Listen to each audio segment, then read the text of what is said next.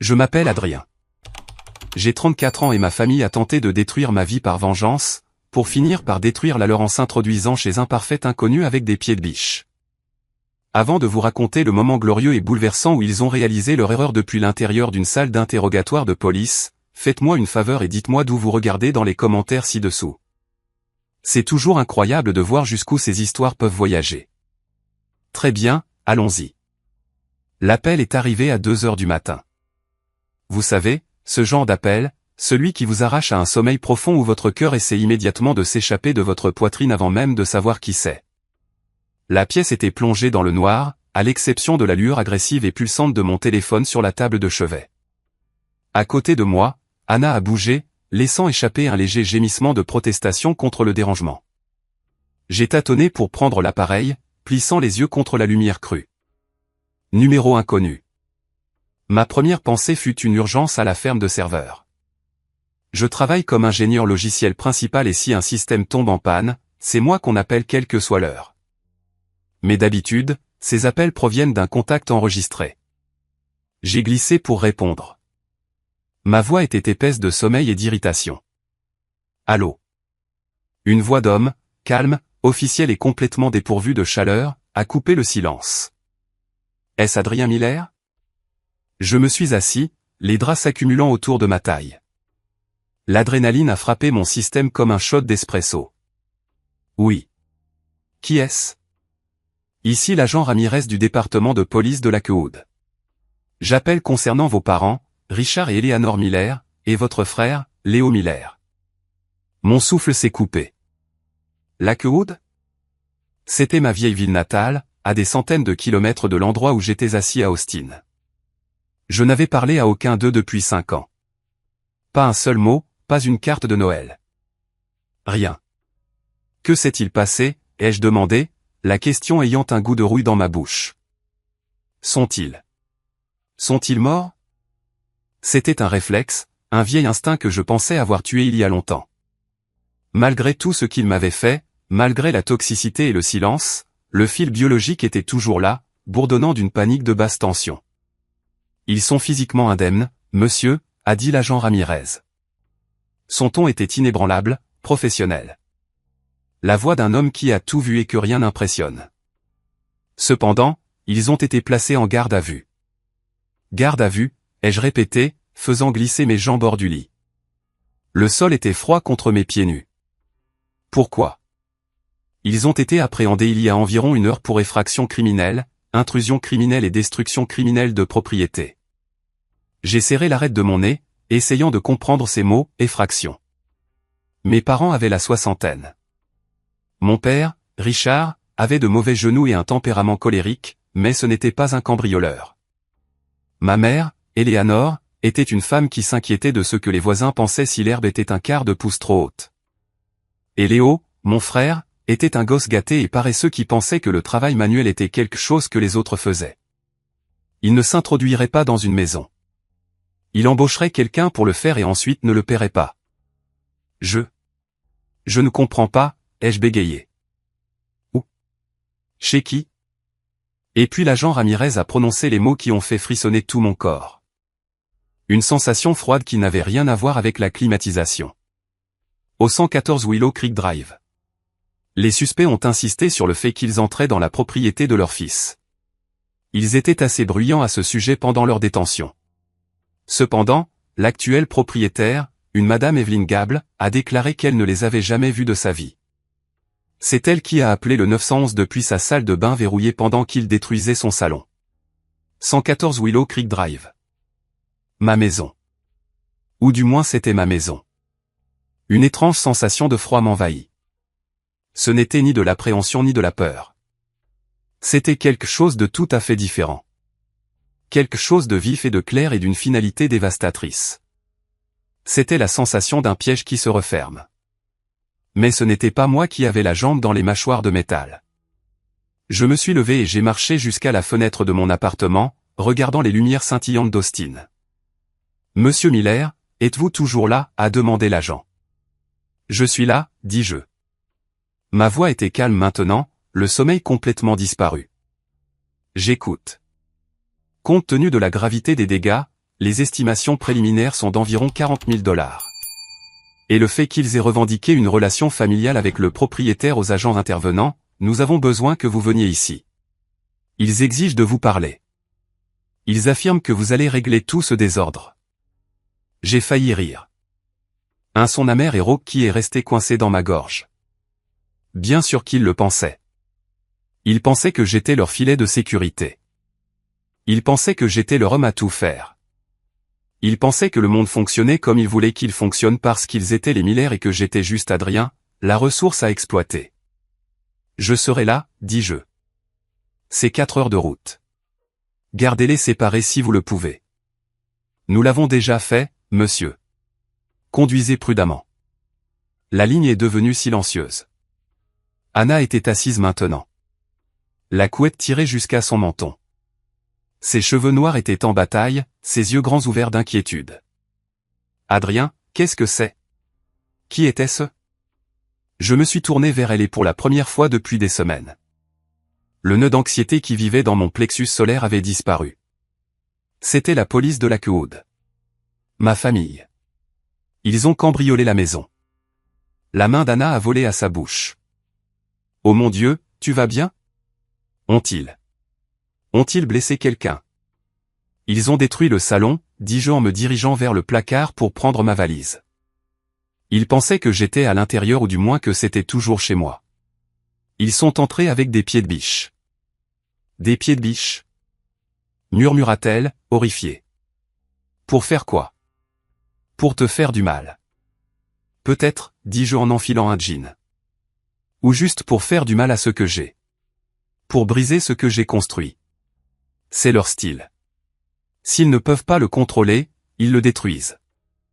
J'ai fermé ma valise. Mais voilà, Anna. Ils ne se sont pas introduits chez moi. Une lente prise de conscience a éclairé son visage. Elle savait. Elle était la seule à connaître l'ampleur totale des mouvements secrets frénétiques que nous avions faits le mois dernier. Un petit sourire triste a effleuré ses lèvres. Madame Gable. Madame Gable, ai-je confirmé. Ils ont terrorisé une veuve âgée parce qu'ils étaient trop aveuglés par la cupidité et la rage pour vérifier les registres immobiliers. Je me suis dirigé vers le lit et j'ai embrassé son front. Je dois y aller. Je dois aller jusqu'au bout. C'est ça, Anna. C'est la fin. Fais attention, dit-elle en me prenant la main et en la serrant fort. Ne les laisse pas te ramener. N'oublie pas que tu ne leur dois rien. Pas un seul centime. Pas une seule minute de ta paix. Je sais, dis-je. Et pour la première fois de ma vie, je le croyais vraiment. Le trajet jusqu'à Lakewood fut un flou de lumière d'autoroute et de tronçons sombres de l'autoroute inter-État du Texas. Je n'ai pas écouté la radio. J'ai juste écouté le bourdonnement des pneus sur l'asphalte, laissant mon esprit rejouer les événements qui nous avaient conduits ici. C'était une tragédie, vraiment, une farce shakespearienne d'arrogance et de stupidité. Mais pour comprendre comment mon père de 60 ans s'est retrouvé menotté et comment ma mère s'est retrouvée face à une accusation de crime au lieu d'organiser son club de bridge, il faut remonter le temps. Il faut comprendre la dynamique. Il faut comprendre l'argent. Le plus important, il faut comprendre l'enfant prodige. Je me suis garé sur le parking du poste de police de Lakewood juste au moment où le soleil commençait à teinter le ciel oriental d'un gris pâle et maladif. Le bâtiment était une forteresse de briques trapues, peu accueillante et froide. J'ai garé ma voiture, une berline raisonnable et fiable, rien à voir avec les locations flashy que Léo aimait exhiber, et j'ai pris une grande inspiration. L'air sentait le béton humide et la pluie imminente. Je suis entré dans le hall, les lumières fluorescentes bourdonnant au-dessus. L'agent Ramirez m'a rencontré à la réception. Il avait l'air fatigué, une tasse de café en polystyrène à la main. C'était un homme imposant, solide, avec des yeux qui m'ont évalué en une fraction de seconde. « Monsieur Miller, c'est moi, dis-je. Merci d'être venu si rapidement. Ça a été une nuit intéressante. Où sont-ils? Salle d'interrogatoire B. Ils ont renoncé à leur droit de garder le silence de manière assez libérale, a dit Ramirez sèchement. Surtout pour crier à quel point vous êtes ingrat et que tout cela est un malentendu. Votre frère pleure. Votre père menace de poursuivre le département. Ça a l'air juste, dis-je. Et Madame Gable? Le visage de Ramirez s'est durci. Elle est très choquée. Son fils est avec elle maintenant. C'est une femme coriace, mais avoir 3 personnes qui défoncent votre porte-fenêtre à 1 heure du matin avec des armes. Ça laisse des traces. Elle veut porter plainte. Elle parle d'une action civile pour les dommages et le stress émotionnel. Son avocat est déjà au téléphone. Bien, dis-je. Elle devrait. Ramirez a incliné la tête, m'étudiant. Vous ne semblez pas surpris. Je ne le suis pas, dis-je. Je suis juste fatigué. Eh bien, ils vous attendent. Ils semblent penser que vous pouvez agiter une baguette magique et faire disparaître les crimes. Ils n'arrêtent pas de parler d'affaires de famille. J'ai laissé échapper un court rire sans humour. Agent Ramirez, les personnes dans cette pièce ont cessé d'être ma famille il y a 5 ans. Aujourd'hui, je ne suis qu'un témoin de leur autodestruction. Ramirez a hoché la tête lentement. Par ici, il m'a conduit dans un couloir stérile, le linoléum grinçant sous mes chaussures. Nous nous sommes arrêtés devant une porte lourde avec une petite fenêtre renforcée. Regardez, a-t-il dit. J'ai avancé et j'ai regardé à travers la vitre. Ils étaient là. Mon père, Richard, affalé sur une chaise en métal, le visage rouge d'effort et de colère, son coûteux polo déchiré à l'épaule. Ma mère Éléanore, le visage strié de larmes de mascara, se rongeant nerveusement les cuticules. Et Léo, mon frère Léo, il était recroquevillé dans le coin, la tête dans les mains, se balançant d'avant en arrière. Il semblait petit. Il semblait pathétique. Et ils n'avaient absolument aucune idée que le piège dans lequel ils étaient tombés était de leur propre fabrication. Pour vraiment comprendre pourquoi je n'ai ressenti aucune pitié en regardant mes parents derrière cette vitre, il faut comprendre la chronologie. Il faut remonter le temps de 5 ans. J'avais 29 ans alors, travaillant comme ingénieur logiciel junior. Pendant cette longue année, depuis la fin de mes études, j'avais vécu comme un moine. Pendant que mes amis partaient en voyage à Cabo ou achetaient de nouvelles voitures, je conduisais une Honda Civic de 10 ans avec un pare-choc fissuré et un lecteur de cassettes qui ne jouait qu'une seule face. Je prenais un sandwich au jambon pour le déjeuner tous les jours. Mon appartement était une boîte à chaussures dans un quartier douteux de la ville où les sirènes étaient ma berceuse. J'ai fait tout cela pour une seule raison, un acompte. Je voulais une maison, pas seulement un bâtiment, mais une forteresse. Un endroit qui était à moi, où personne ne pouvait me dire quoi faire, où personne ne pouvait envahir mon espace. Grandir dans le foyer Miller signifiait 0 intimité et des critiques constantes. La propriété était donc mon rêve ultime de liberté. Et j'y étais enfin parvenu. J'avais exactement 120 000 $ sur un compte d'épargne à haut rendement. C'était la plus grande fierté de ma vie. C'était mon sang, ma sueur et mes vendredis soirs manqués condensés en un solde bancaire.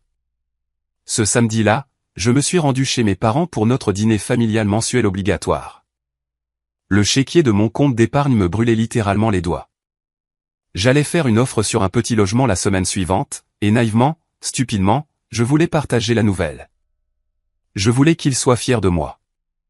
La maison sentait le poulet rôti et le polish au citron, comme d'habitude. Ma mère. Éléanore m'a serré dans ses bras à la porte. C'était une étreinte lâche et distraite. Ses yeux cherchaient déjà par-dessus mon épaule, cherchant la véritable star du spectacle.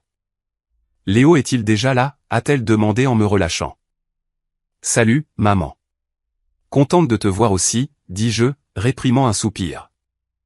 Non, je ne l'ai pas vu. Mon père, Richard, était dans son fauteuil en train de regarder du golf. Il m'a grogné un signe de reconnaissance. Adrien conduit toujours cette vieille épave. Elle me mène de A à B, papa, dis-je en entrant dans le salon. C'est une horreur dans l'allée, a-t-il marmonné. Les voisins parlent. 20 minutes plus tard.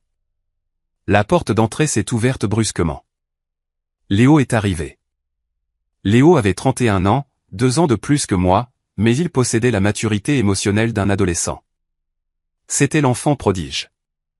Il avait le charme, le sourire, la chevelure, et un cimetière de projets de devenir riche rapidement qui avait échoué, que mes parents avaient joyeusement financé. Il est entré vêtu d'un costume sur mesure qui coûtait plus cher que ma voiture. Faisant tourner un trousseau de clés sur son doigt. Désolé d'être en retard, les gars, a-t-il annoncé, sa voix retentissante. J'ai eu une réunion avec des investisseurs. De grandes choses se passent. Énorme. Ma mère a pratiquement couru vers lui, son visage s'illuminant d'une manière qu'il ne faisait jamais pour moi. Oh, Léo, raconte-nous tout. Tu as faim. Nous nous sommes assis pour dîner. Le poulet rôti était sec, mais personne ne l'a remarqué parce que Léo tenait la vedette. Alors, dit Léo, se penchant en arrière et prenant une gorgée de vin. Vous savez que j'étudiais la prochaine grande vague technologique, n'est-ce pas? La crypto est morte. L'avenir, c'est la propriété numérique distincte combinée à des sources de protéines durables. J'ai failli m'étouffer avec une pomme de terre. Quoi? C'est un projet NFT soutenu par l'élevage de grillons, a dit Léo, ses yeux fous d'une intensité maniaque que je connaissais trop bien. Nous vendons des jetons numériques de grillons individuels. Les gens les achètent. Nous élevons les grillons, fabriquons de la farine riche en protéines, et les détenteurs de jetons obtiennent un pourcentage du rendement. C'est l'avenir de l'alimentation et de la finance, tout en un. Je l'ai regardé. Léo, ça a l'air fou et comme une pyramide de Ponzi. Tu n'as juste pas la vision, Adrien. Léo a claqué, son sourire disparaissant. Tu es un travailleur, tu codes tes petites lignes et tu reçois ton petit salaire. Je suis un entrepreneur. Je bâtis des empires. Exactement. Mon père a renchéri, me pointant du doigt avec sa fourchette. Ton frère a de l'ambition, Adrien. Tu pourrais apprendre quelque chose de lui. J'ai mordu ma langue. De l'ambition? Léo avait épuisé son fonds d'études, puis un prêt de 50 000 $ de nos grands-parents pour une entreprise d'eau de luxe pour chiens qui avait échoué, puis encore 20 000 de nos parents pour une application censée révolutionner l'industrie des parapluies. Quoi qu'il en soit, a poursuivi Léo, sa voix s'adoucissant en une sincérité répétée. Le closing pour les partenaires fondateurs est lundi. J'ai l'équipe. J'ai les droits fonciers sécurisés. J'ai juste besoin du capital de démarrage pour l'infrastructure du serveur et le stock initial de reproducteurs. Combien? A demandé ma mère, sa voix tremblante d'excitation. 120 000 $, a dit Léo, le chiffre est resté suspendu dans l'air, aspirant tout l'oxygène de la pièce. Mais 120 000 $. Je me suis figé. J'ai regardé Léo. Il me regardait directement. Il savait. Je ne sais pas comment. Peut-être qu'il a vu un relevé bancaire que j'avais laissé traîner. Peut-être qu'il a juste deviné en fonction de la façon dont je vivais à l'économie, mais il savait. C'est beaucoup d'argent, mon fils. Mon père a dit, fronçant les sourcils. Nous sommes un peu à court après le dernier investissement. Je sais, papa, dit Léo, et puis il a tourné son sourire charmeur vers moi. Mais Adrien non. Ma mère s'est tournée vers moi. Adrien, quoi, ai-je dit, ma prise sur ma fourchette se resserrant jusqu'à ce que mes jointures blanchissent. Tu as des économies, n'est-ce pas, dit Léo sans détour. Tu as thésaurisé ce salaire pendant des années, vivant dans cette décharge, conduisant cette épave. Tu dois avoir une belle pile d'argent qui ne fait rien. Ça ne fait pas rien, dis-je, ma voix basse. C'est pour une maison. J'achète une maison la semaine prochaine. Une maison? Léo a raillé. L'immobilier est un investissement de dinosaure. Adrien, c'est une croissance exponentielle. Nous parlons de rendement multiplié par 10 en 6 mois. Tu mets l'argent, je bâtis l'entreprise, et je t'achète 2 maisons pour Noël. Non, dis-je. Le silence qui a suivi était lourd et dangereux. Excuse-moi, a dit mon père, posant son verre brusquement. J'ai dit, non, ai-je répété, regardant mon père dans les yeux. Je n'investis pas dans les NFT de grillons, papa. J'achète une maison. C'est mon argent. Je l'ai gagné. Ma mère a tendu la main à travers la table. Son visage se contorsionnait en un masque de supplication qui a rapidement viré à la manipulation. Adrien, chéri, pense à la famille. Ton frère a besoin de cette chance. C'est sa grande opportunité. Tu sais à quel point il a essayé. Il n'a pas essayé fort, ai-je répliqué. La colère a finalement débordé. Il a joué fort. Il a gaspillé chaque centime que vous lui avez jamais donné. Je ne vais pas jeter mes économies dans un brasier. Ce n'est pas les jeter, a crié Léo, claquant sa main sur la table. C'est un investissement. Pourquoi es-tu toujours si jaloux de moi? Tu ne peux pas me voir réussir. J'adorerais te voir réussir, Léo, dis-je calmement. Je ne paierai juste pas pour ton échec. Mon père s'est levé. C'était un homme imposant, et il utilisait sa taille pour intimider. Ça suffit, Adrien. C'est assez. J'ai accepté, dis-je en me levant aussi. Je pars. Si tu franchis cette porte avec cet argent, a tonné mon père, son visage devenant d'un violet dangereux. Tu tournes le dos à cette famille. Nous nous entraidons. C'est ce que font les Miller. Si tu es trop égoïste pour aider ton frère à réaliser ses rêves, alors tu ne mérites pas de faire partie de cette famille. Je les ai regardés, vraiment regardés. J'ai vu ma mère qui soutenait un narcissique. J'ai vu mon père qui me harcelait pour soutenir son fils préféré. Et j'ai vu Léo me regarder avec une pure arrogance, attendant que je cède comme je l'avais toujours fait. L'argent est pour Léo, a dit mon père, sa voix tombant en grognement. Transfère-le lui lundi ou ne reviens pas pour Noël. N'appelle pas. Tu es mort pour nous. Ce fut un choc de l'entendre dit si clairement. Le prix de leur amour était exactement de 120 000 $. C'était une transaction et c'était une mauvaise affaire. J'ai regardé mon père. Tu es sérieux? Tu me rejettes pour de l'argent. Je te rejette pour la loyauté, a-t-il craché. Quelque chose en moi a cédé. Mais ce n'était pas un craquement de brisure. C'était le claquement d'une chaîne qui se brise. Je me sentais plus léger. D'accord, dis-je. D'accord. Ma mère a cligné des yeux, confuse. D'accord, tu vas le faire. Non, dis-je, d'accord, j'ai fini. Si tel est le prix de cette famille, je ne peux pas me le permettre.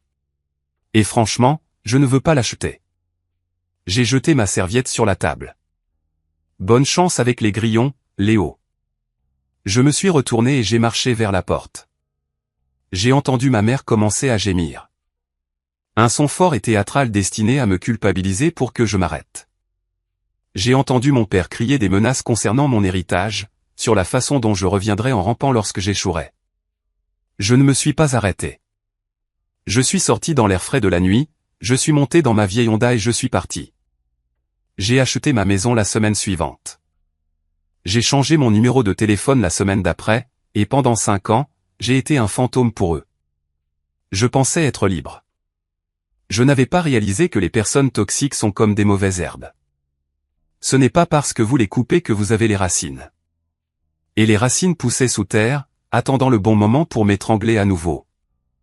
5 ans, c'est long. En 5 ans, on peut reconstruire une vie. Et c'est exactement ce que j'ai fait. J'ai acheté cette petite maison sur Willow Creek Drive. Ce n'était pas un manoir, mais elle était parfaite. 2 chambres, un grand chêne dans la cour avant, et un garage où je pouvais enfin installer un atelier de menuiserie. J'ai passé mes week-ends à poncer des parquets et à peindre des murs. J'ai planté un jardin. Chaque fois que je tondais la pelouse, je ressentais un profond sentiment de paix vibrante. C'était à moi. Personne ne pouvait me chasser. Personne ne pouvait exiger que je la vende pour des jetons de grillons. Ma carrière a décollé aussi. Sans le fardeau émotionnel du drame familial, je me suis concentré sur mon code. J'ai été promu ingénieur principal, puis chef d'équipe. Mon salaire a doublé, puis triplé. J'ai commencé à mieux m'habiller. J'ai échangé la Honda contre un SUV fiable. Et j'ai rencontré Anna.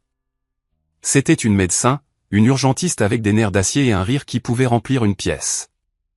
Nous nous sommes rencontrés dans un café où je codais et elle décompressait après une garde de 12 heures. Elle a remarqué le manuel Python sur ma table. J'ai remarqué qu'elle buvait un quadruple espresso à 16 heures. Anna était tout ce que ma famille n'était pas. Honnête, solidaire et saine d'esprit. Quand je lui ai parlé de mon éloignement, elle n'a pas jugé. Elle a juste tenu ma main et a dit, « La famille, c'est ce que tu choisis, Adrien. » Nous étions heureux. Nous planifions un avenir. Puis vint le courriel. Il arriva un mardi, enfoui dans mon dossier de spam. La ligne d'objet était en majuscule. Urgence vie ou mort. C'était de ma mère. Mon doigt plana au-dessus du bouton de suppression. J'aurais dû appuyer dessus. J'aurais dû l'envoyer dans le vide numérique, mais les mots, vie ou mort, se sont accrochés à ce vieux centre de culpabilité de mon cerveau. Et si l'un d'eux avait un cancer? Et si mon père avait une crise cardiaque? Je l'ai ouvert. Adrien, s'il te plaît. Je sais que nous n'avons pas parlé. Je sais que tu es en colère, mais Léo a des problèmes. De vrais problèmes. De mauvaises personnes sont impliquées. Ils vont lui faire du mal. S'il te plaît, rencontre-nous. Nous avons besoin de ton aide. Pas pour nous, mais pour la vie de ton frère. Maman, je l'ai montré à Anna ce soir-là. C'est un piège, a-t-elle dit immédiatement, coupant des légumes pour le dîner. C'est toujours un piège, Adrien. Je sais, dis-je, arpentant la cuisine. Mais si ce n'était pas le cas? Et s'il était réellement en danger? Si quelque chose lui arrivait et que j'ignorais cela, je ne sais pas si je pourrais vivre avec ça. Il te manipule, a-t-elle averti, me pointant un couteau. Mais je vois que tu ne dormiras pas tant que tu n'auras pas vérifié. Va les rencontrer. Mais promets-moi une chose.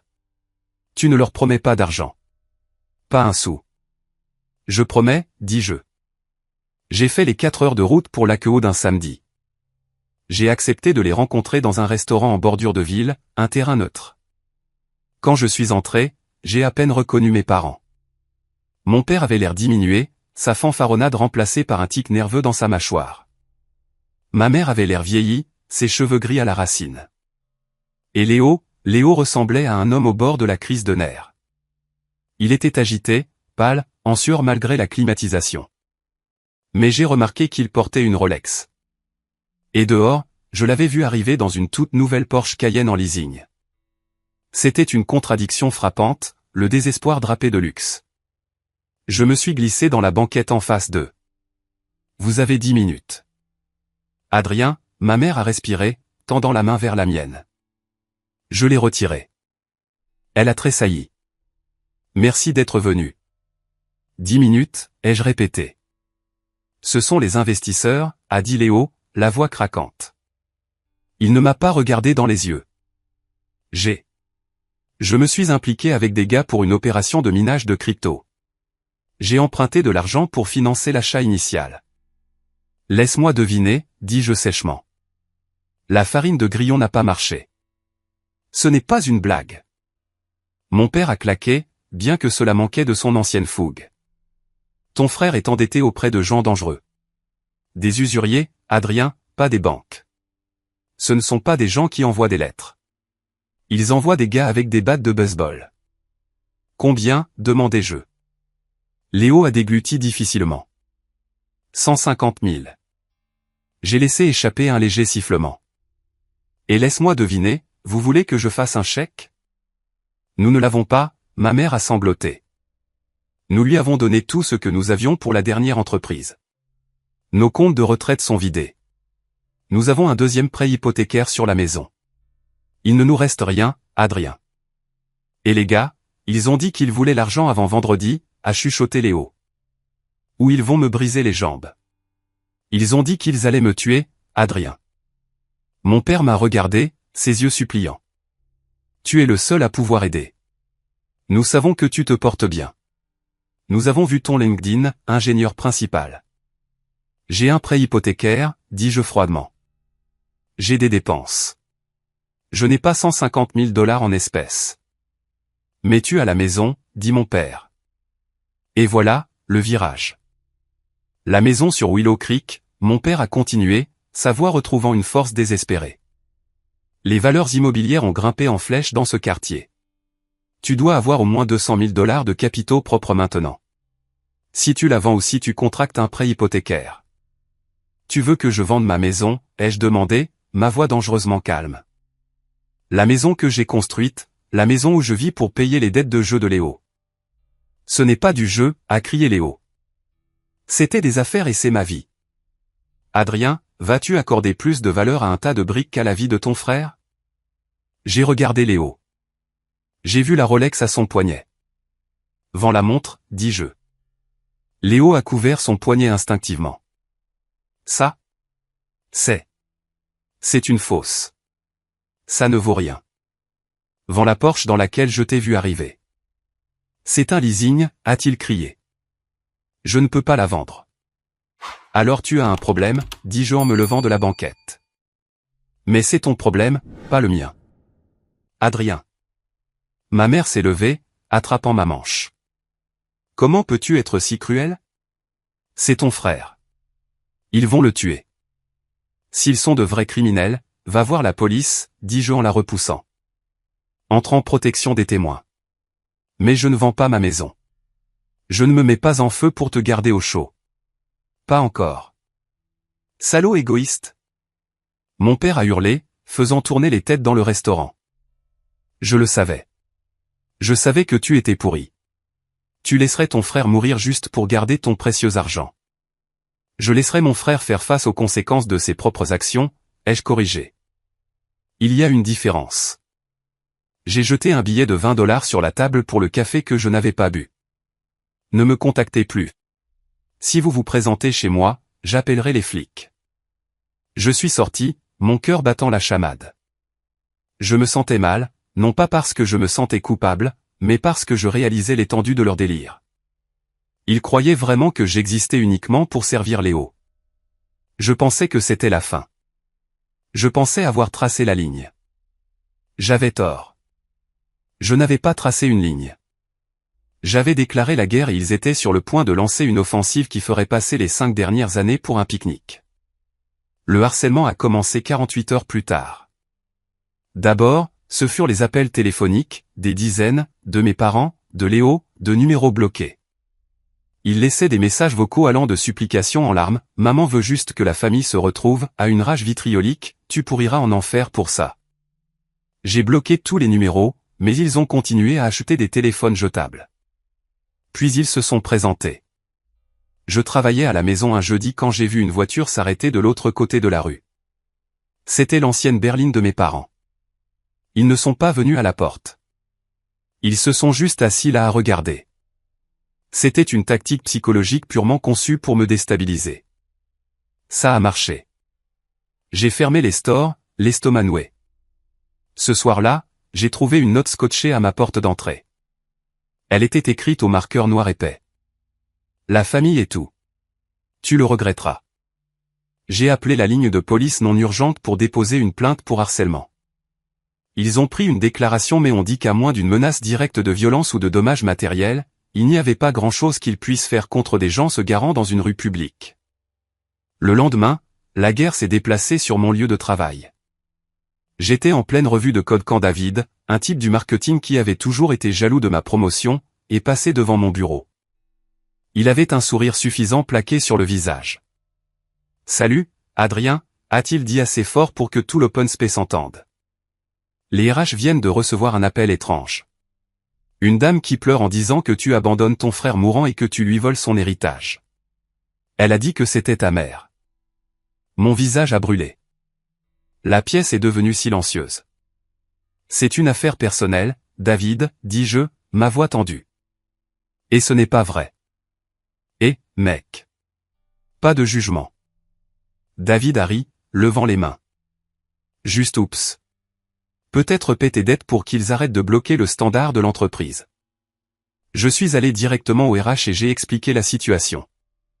Ils ont été compréhensifs, promettant de bloquer le numéro, mais le mal était fait. Mon sanctuaire, ma réputation professionnelle, était entachée par leur chaos. Cette nuit-là, j'ai atteint mon point de rupture. Mon téléphone a sonné. C'était mon oncle Jean. L'oncle Jean était le jeune frère de mon père, mais il avait toujours été l'oncle cool. Il m'avait acheté ma première bière, m'avait emmené voir des matchs de baseball. Je ne lui avais pas parlé depuis des années, mais j'avais toujours un faible pour lui. Je pensais que peut-être, juste peut-être, il appelait pour être la voix de la raison. J'ai répondu, oncle Jean. « Salut, mon petit », a-t-il dit. Sa voix semblait tendue. « Écoute, j'ai entendu parler de la situation avec Léo. Si tu appelles pour me dire de vendre ma maison, économiste à salive, dis-je, me frottant les tempes. Non, non, a dit Jean rapidement. Je sais que ton père est intense, mais Adrien, tu dois comprendre, c'est Jean à qui Léo doit de l'argent. Ils sont réels. J'ai peur pour lui. Jean, Léo ment. Tu le sais. Je sais, Jean a soupiré. Mais regarde, entre nous, je m'inquiète des dommages collatéraux. Si Léo tombe, il pourrait entraîner d'autres avec lui. Que veux-tu dire? Je veux dire, écoute, j'ai mis de l'argent dans cette entreprise aussi, a admis Jean. Juste un petit 20 000 $ pour l'aider à démarrer. S'il fait défaut à ces requins ou quoi que ce soit, je ne reverrai jamais cet argent, et j'en ai besoin. Adrien, l'opération de la hanche de ma femme approche. La prise de conscience m'a frappé comme un coup physique. Tu n'appelles pas parce que tu t'inquiètes pour la sécurité de Léo, dis-je. Ma voix neutre. Tu appelles parce que tu es un créancier. Je suis de la famille, Jean a protesté. Mais oui, j'ai ma part du gâteau. Si tu vends la maison, tout le monde est payé. Léo est en sécurité. Je récupère mon argent. Tes parents arrêtent de paniquer. C'est la solution propre. Fais juste ce qu'il faut, mon petit. Ce qu'il faut. J'ai ri. Un son dur et rauque.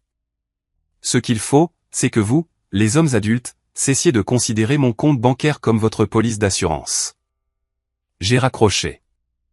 Je me suis tenu au milieu de mon salon, la pièce que j'avais peinte, la pièce où Anna et moi regardions des films le vendredi soir, et j'ai senti les murs se refermer.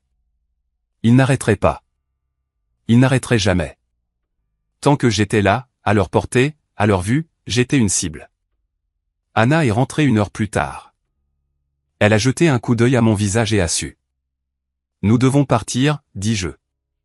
Je sais, dit-elle. Elle a posé son sac.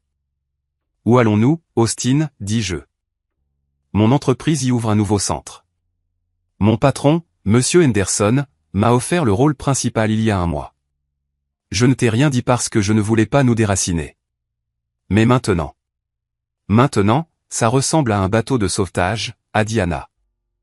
Elle m'a serré fort dans ses bras. Faisons-le. Mais nous devons être intelligents. S'ils savent que tu vends, ils essaieront de bloquer la vente.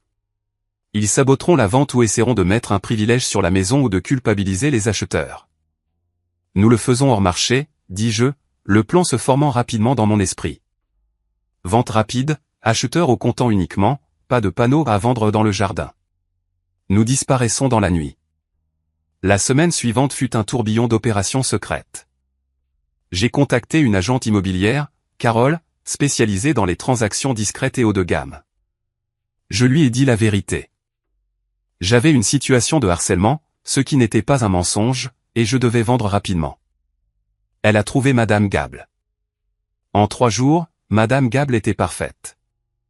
Une veuve aisée cherchant à réduire la taille de sa maison dans un quartier tranquille. Elle a offert de l'argent, 5% en dessous du marché avec une clôture en 30 jours. J'ai accepté immédiatement. Nous avons fait nos valises en secret. Nous avons déménagé les cartons la nuit. Mais voici le coup de maître, le détail qui allait finalement conduire à la nuit des pieds de biche. Je n'ai pas complètement vidé la maison. J'ai laissé le garage plein de vieilleries. De vieilles boîtes de peinture, une tondeuse à gazon cassée, quelques taches d'huile. J'ai laissé les stores du salon tirés mais inclinés de sorte que l'on pouvait voir une lueur de lumière. J'ai mis une minuterie sur une lampe bon marché. De la rue, le 114 Willow Creek Drive avait exactement le même aspect. Il semblait occupé. Il semblait que je me tairais, refusant de céder. J'ai remis les clés à Madame Gable un vendredi matin. Le vendredi après-midi, Anna et moi traversions la frontière de l'État pour le Texas. Je me sentais plus léger que l'air. J'ai bloqué tous les numéros, supprimé mes médias sociaux et j'ai disparu. Mais le silence pour un narcissique n'est pas une limite, c'est un défi. Et comme ils ne pouvaient pas me joindre par téléphone, ils ont décidé de me joindre avec du fer. Alors que je déballais des cartons dans notre nouvel appartement à Austin, profitant du premier sommeil paisible que j'avais eu depuis des mois, la cocotte minute à la queue haute explosait. J'ai appris plus tard les détails grâce au rapport de police et aux aveux, mais le tableau qu'il peignait était saisissant. Une fois que j'étais parti et silencieux, la date limite pour la dette de Léo était passée. Les investisseurs, qui n'étaient en fait que des agences de recouvrement agressives et des parents en colère comme l'oncle Jean, menaçaient de poursuites judiciaires. Léo était au bord de la faillite. La façade de l'enfant prodige s'effondrait. C'est Chloé, la femme de Léo, qui a allumé la mèche. Chloé était une femme discrète, du genre à sourire poliment au dîner et à ne pas dire grand-chose. Mais sous cette passivité se cachait une vipère. Selon l'enquête, c'est elle qui a murmuré le poison à l'oreille de ma mère. Il a probablement vendu la maison et s'est enfui avec l'argent. Chloé avait spéculé autour d'un verre de vin chez mes parents. Il est assis sur tout cet argent pendant que Léo est sur le point d'être ruiné. Ce n'est pas juste, Éléanore. C'est notre argent. Si nous ne pouvons pas l'avoir, il ne devrait pas pouvoir en profiter non plus. Si nous ne pouvons pas l'avoir, personne ne peut l'avoir. La devise des toxiques. Mon père, alimenté par le whisky et une vie d'arrogance incontrôlée, a attrapé un pied de biche dans son abri à outils. Je vais donner une leçon à ce garçon ingrat. A-t-il marmonné. Je vais démolir cette maison jusqu'à ce qu'elle ne vaille plus rien. Voyons-le la vendre, alors. Ma mère a attrapé une clé de roue. Léo, terrifié par ses créanciers et désespéré d'apaiser ses parents, a attrapé une batte de baseball. C'était une nuit sans lune. Ils se sont garés à un pâté de maison, un acte criminel délibéré. Ils ont marché jusqu'au 114 Willow Creek Drive, vêtus de vêtements sombres. Ils se sont tenus sur la pelouse. Ils ont vu la faible lumière de la lampe à minuterie que j'avais laissée. Ils ont vu les vieilleries dans le garage par la fenêtre latérale. Il est là, a sifflé mon père, caché comme un lâche. Ils sont allés à la porte-fenêtre arrière. Mon père a enfoncé le pied de biche dans le cadre. Avec un craquement écœurant de bois et de métal, la serrure a cédé. Ils sont entrés. Le salon était meublé, mais pas avec mes affaires. Madame Gable avait emménagé ses meubles anciens, sa collection de poupées de porcelaine, la télévision à écran plat de 60 pouces de son défunt mari. Mais dans leur rage aveugle, ma famille n'a pas remarqué la différence. Ils ont juste vu des biens. Ils ont vu les affaires d'Adrien. Mon père a balancé le pied de biche. Crash. L'écran de la télévision a implosé. Ma mère a pris la clé de roue pour la table basse en verre. La collision l'a brisé en 1 million de diamants scintillants. Léo s'est attaqué au mur. Il a balancé la batte, faisant des trous dans le placoplâtre, hurlant « C'est mon argent. C'est mon argent. » Ils ont arraché les rideaux. Ils ont renversé les étagères. Ils ont piétiné des photos encadrées, des photos des petits-enfants de Madame Gable, pensant que c'était des photos de ma vie. À l'étage, Madame Evelyne Gable s'est réveillée au son de l'apocalypse. Elle avait 72 ans. Elle vivait seule. Elle a entendu les cris, des voix masculines, une voix féminine hurlant. Elle a entendu la violence du verre qui se brise. Elle n'a pas crié. Elle n'a pas figé. Elle est sortie de son lit, a pris son téléphone portable et s'est enfermée dans la salle de bain principale. Elle s'est recroquevillée dans la baignoire et a composé le 911. Il y a des gens dans ma maison, a-t-elle chuchoté à la répartitrice, la voix tremblante. Ils détruisent tout. S'il vous plaît, dépêchez-vous. En bas, la destruction a continué pendant 8 minutes. 8 minutes de pure et simple méchanceté. Ils ont causé 40 000 $ de dommages. Ils ont détruit des héritages. Ils ont violé la sainteté d'un foyer de la manière la plus agressive possible. Ils reprenaient juste leur souffle, debout au milieu des ruines du salon, ressentant le coup d'adrénaline de leur justice. Quand les lumières bleues et rouges ont inondé la fenêtre d'entrée, ils n'ont pas couru. Ils étaient si délirants, si convaincus de leur droit de me discipliner qu'ils sont restés là et ont attendu la police.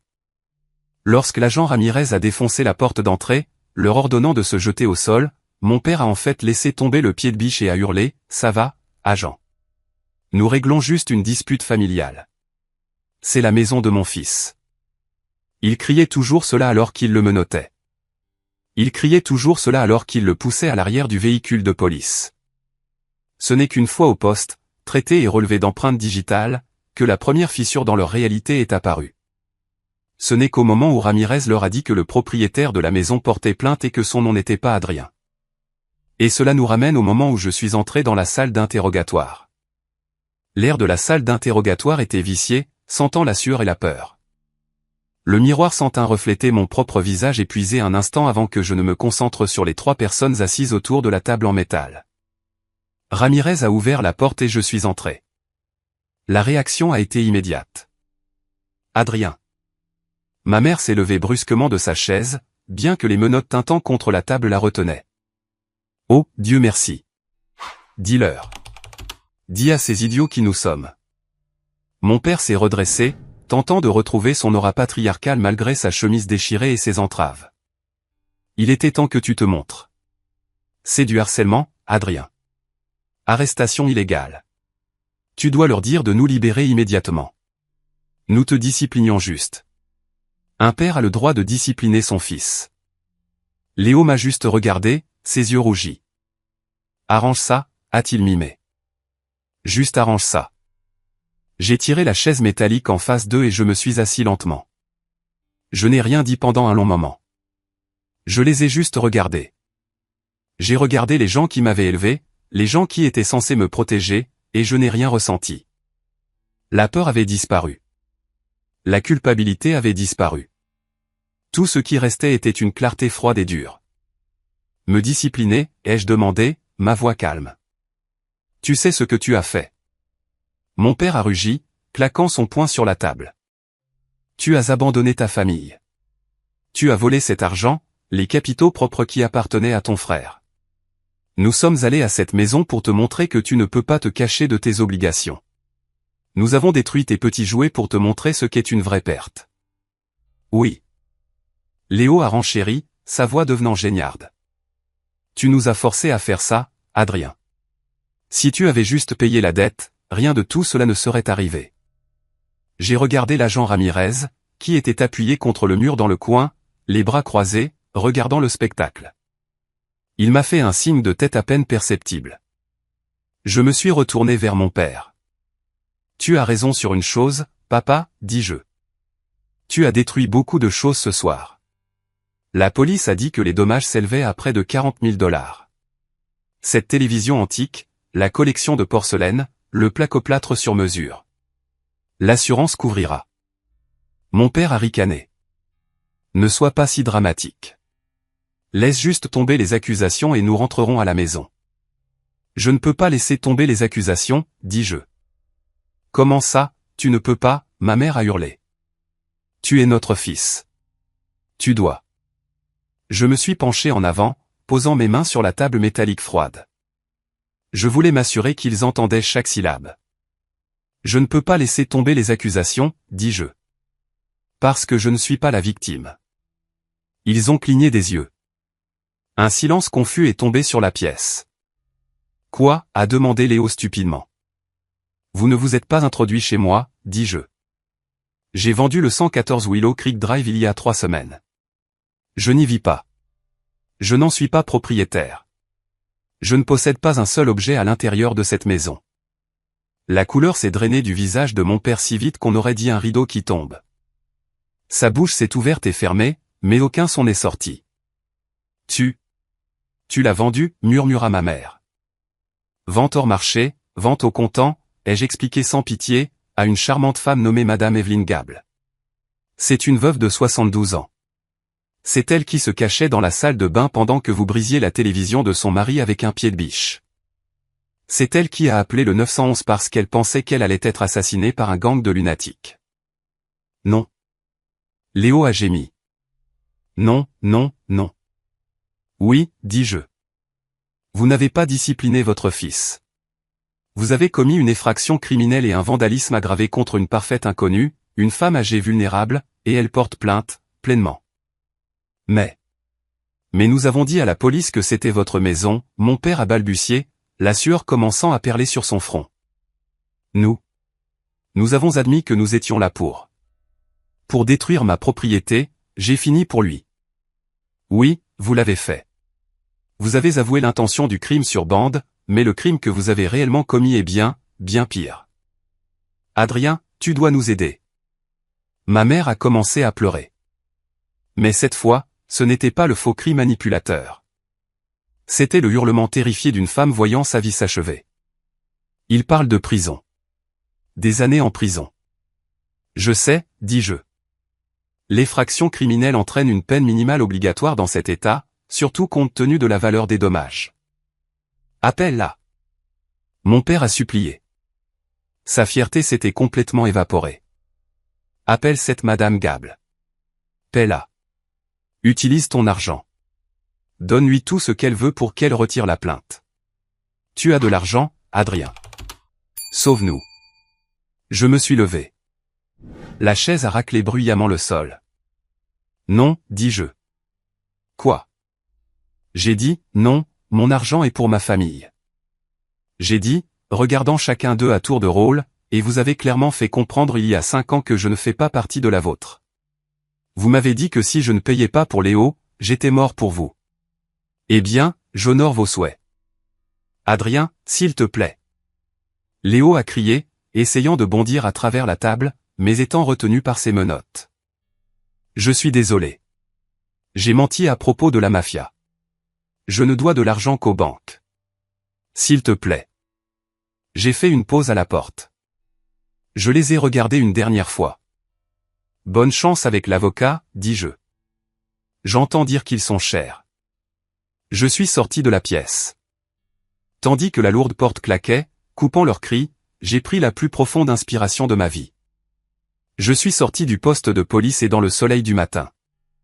L'air était vif. Mon téléphone a vibré dans ma poche. C'était Anna. Tu vas bien, a-t-elle envoyé par SMS.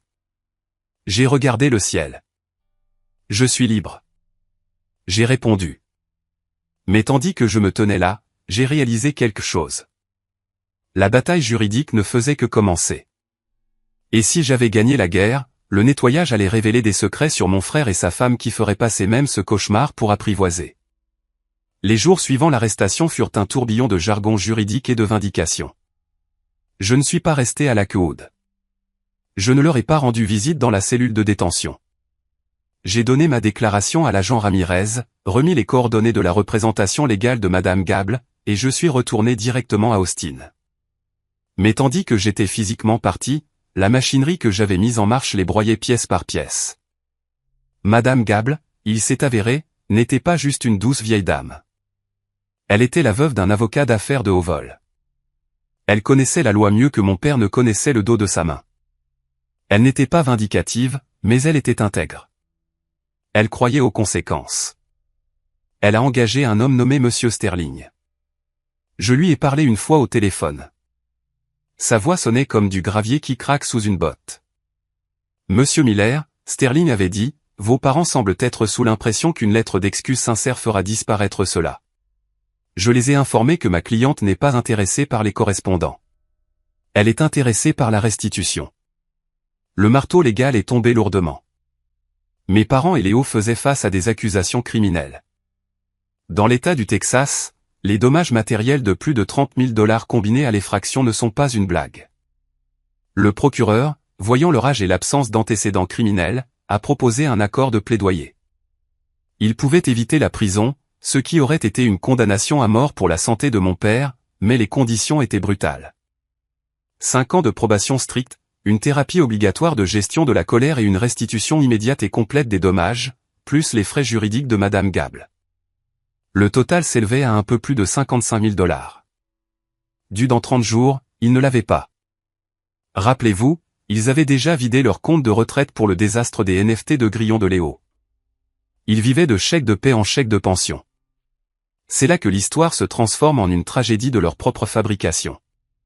Pour payer la destruction qu'ils ont causée à une maison qu'ils pensaient être la mienne, ils ont dû vendre la seule chose qu'ils possédaient réellement, leur propre maison. La maison où j'ai grandi.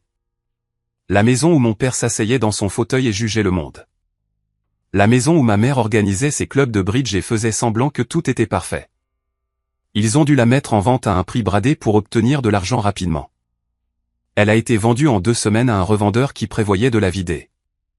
J'ai appris par mon ancienne voisine, Madame Higgins, que le jour où le camion de déménagement est arrivé, mon père s'est assis sur le trottoir et a pleuré.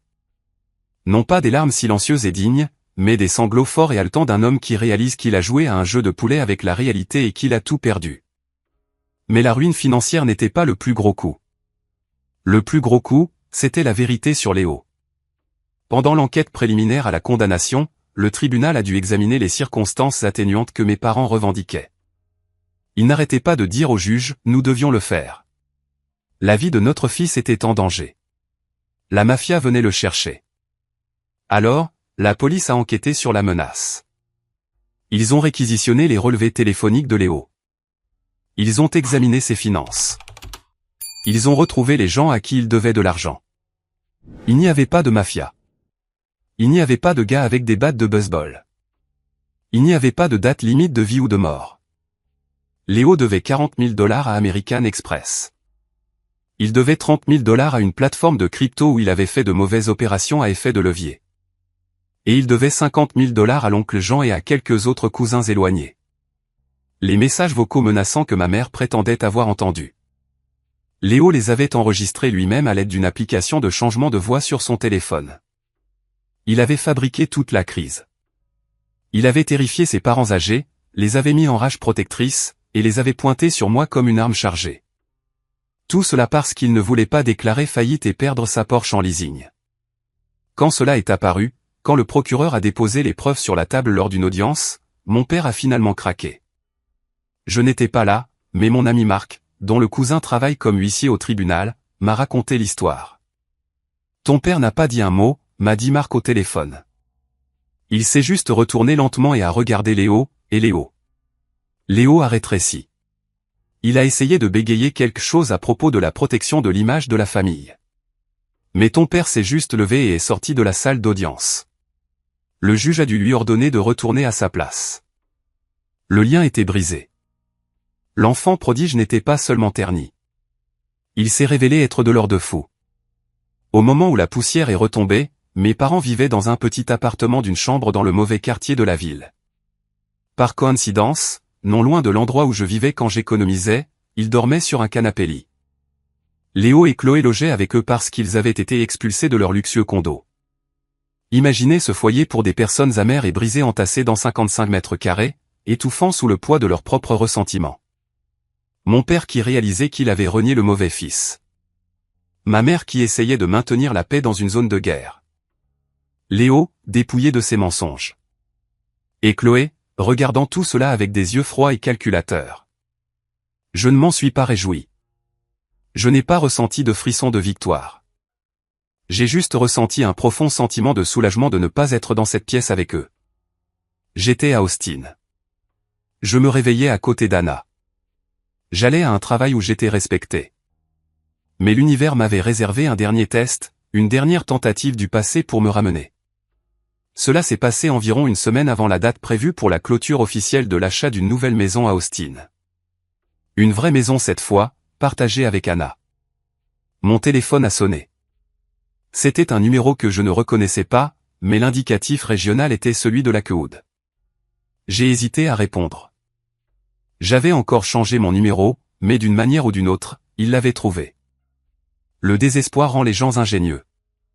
J'ai décroché. C'est Adrien. Adrien? C'est maman. Sa voix était méconnaissable. Le ton impérieux et exigeant avait disparu. La douceur manipulatrice avait disparu. C'était un son creux et grattant, comme des feuilles sèches glissant sur le trottoir. « Salut, maman » dis-je. Mon pouls n'a pas accéléré. Mes mains n'ont pas tremblé. J'étais calme. Nous avons perdu la maison, dit-elle. J'ai entendu, ai-je répondu. Ton père, il ne va pas bien. Il reste juste assis sur la chaise. Il ne mange pas. Le médecin dit que c'est de la dépression. Peut-être une démence précoce causée par le stress. Elle a fait une pause, attendant que je remplisse le silence d'inquiétude. Je suis resté silencieux. Nous vivons avec Léo et Chloé, a-t-elle continué, l'humiliation transparaissant à travers le téléphone. Mais ça ne marche pas, Chloé. Elle est difficile. Elle crie après ton père parce qu'il respire trop fort. Et Léo. Léo ne fait que jouer aux jeux vidéo toute la journée. Il ne cherche pas de travail. Ça a l'air difficile, dis-je d'un ton neutre. C'est impossible, a-t-elle murmuré. Nous ne pouvons pas rester ici, Adrien. Nous devons trouver notre propre logement, juste un petit appartement, un studio, n'importe quoi. Mais avec les paiements de restitution qui saisissent la pension de ton père, nous ne pouvons pas nous permettre la compte. Nous ne pouvons même pas nous permettre les frais de dossier. Je savais ce qui allait arriver. Nous avons besoin de 5 000 $, dit-elle. Juste un prêt. Je promets que nous te rembourserons. S'il te plaît, Adrien. C'est ton père. Je suis ta mère. Nous dormons sur un matelas par terre. Mon dos. Je ne peux plus le faire. Cela aurait été si facile. J'avais l'argent. 5 000 $ n'étaient rien pour moi maintenant. Je pouvais faire le chèque sans même le ressentir. Cela apaiserait leur souffrance. Ce serait la bonne chose à faire pour un bon fils. Mais ensuite, je me suis souvenu du pied de biche. Je me suis souvenu du message, la famille et tout. Tu le regretteras. Je me suis souvenu du restaurant où mon père m'avait dit que j'étais mort pour lui parce que je ne financerais pas une arnaque. Si je leur donnais de l'argent maintenant, je ne les aidais pas. Je leur apprenais qu'il n'y avait pas de conséquences finales. Je leur apprenais que s'ils me faisaient assez de mal, je finirais par les payer pour qu'ils s'arrêtent. Maman, dis-je. Oui. Sa voix s'est élevée, pleine d'espoir. Te souviens-tu de ce que papa m'a dit à table il y a 5 ans quand j'ai refusé de donner mes économies à Léo? Adrien, c'était. Nous étions en colère. Nous ne le pensions pas. Il a dit, tu ne fais plus partie de cette famille. Il a dit que j'étais mort pour vous. S'il te plaît, elle sanglotait. Ne fais pas ça. Je ne fais rien, dis-je doucement. Je respecte juste votre décision. Vous avez tracé la ligne. Vous avez fixé les conditions. Vous avez choisi Léo. Vous avez tout misé sur Léo. Et maintenant, vous devez vivre avec Léo. Il nous détruit, a-t-elle gémi. Il vous a détruit il y a longtemps, maman, dis-je. Vous lui avez juste donné le marteau. Je ne peux pas vous sauver des gens que vous avez choisi d'être. Je vous souhaite le meilleur. Vraiment, mais je ne suis pas votre plan de retraite, et je ne suis pas votre filet de sécurité. Adrien, n'ose pas raccrocher. Si tu raccroches, J'ai appuyé sur le bouton rouge. La ligne est devenue silencieuse. J'ai regardé le téléphone pendant longtemps. Puis je suis allé dans les réglages et j'ai bloqué le numéro. Je suis sorti sur le balcon. Le coucher de soleil du Texas peignait le ciel de rubans orange et violets. Anna était à l'intérieur, préparant le dîner. Je pouvais sentir l'ail et le basilic. Je n'étais pas seul. Je n'étais pas orphelin. J'étais un homme qui avait amputé un membre gangreneux pour sauver le reste du corps. Ça faisait mal, mais la guérison avait déjà commencé. 1 an plus tard, Marc est venu nous rendre visite à Austin pour la pendaison de crémaillère. Nous étions assis dans le jardin, buvant des bières fraîches. La nouvelle maison était magnifique, ouverte, aérée, pleine de lumière, sans coin sombre, sans secret. Alors, dit Marc, se penchant en arrière sur sa chaise. Tu veux le dernier épisode de l'incroyable famille Miller? J'ai souri. Vraiment? Oui, un peu. C'est le final de la série. Très bien, dis-je. Vas-y. Léo et Chloé sont divorcés, dit Marc. Finalisé la semaine dernière. Surprise, surprise, ai-je marmonné. Mais voici le clou du spectacle, Marc a souri, se penchant. Apparemment, pendant la procédure de divorce, les SMS de Chloé sont sortis. Elle ne soutenait pas seulement les mauvaises idées de Léo. Elle était l'architecte. C'est elle qui l'a poussé à simuler les menaces de la mafia. C'est elle qui a dit à tes parents que tu avais vendu la maison et que tu t'étais enfui avec l'argent juste pour les énerver. Pourquoi, ai-je demandé, stupéfait. Parce qu'elle voulait ton argent, a dit Marc. Elle savait que Léo était fauché. Elle s'est dit que s'il te faisait suffisamment pression, tu craquerais, paierais les dettes, et elle pourrait continuer à vivre son train de vie. Quand l'argent n'est pas arrivé et que tes parents sont devenus fauchés, elle a fait ses valises.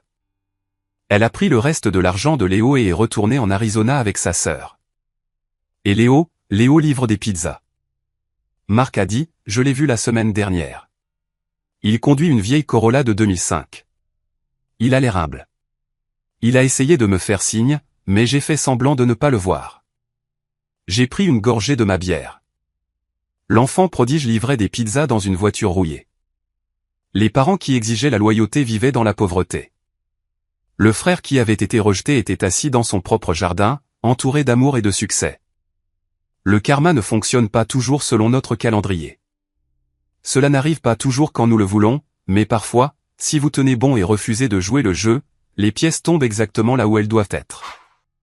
Anna est sortie de la maison avec un plateau de collation. Elle m'a embrassé la joue et s'est assise à côté de moi. « De quoi parlez-vous, les gars ?» a-t-elle demandé. « De l'histoire ancienne, » dis-je, lui prenant la main.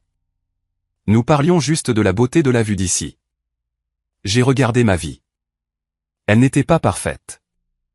J'avais encore des cicatrices. J'avais encore des cauchemars parfois à propos de mon père frappant à ma porte. Mais ces moments étaient de plus en plus rares. J'avais construit cela non pas avec l'argent de la famille, non pas avec un héritage, non pas avec des manipulations. Je l'avais construit avec un travail acharné, avec la vérité, et avec le courage de dire non. J'ai serré la main d'Anna. « Prête pour le dîner ?» a-t-elle demandé. « Oui, dis-je, j'ai faim. S'il y a une chose que je veux que vous reteniez de mon histoire, ce n'est pas l'argent. Ce n'est pas les pieds de biche ou les arrestations. C'est la définition de la famille. Pendant longtemps, j'ai pensé que la famille était une obligation biologique. J'ai pensé que c'était une dette dans laquelle j'étais né, une que je devais payer pour le reste de ma vie, peu importe à quel point les taux d'intérêt augmentaient. Je pensais que dire non à mes parents faisait de moi une mauvaise personne.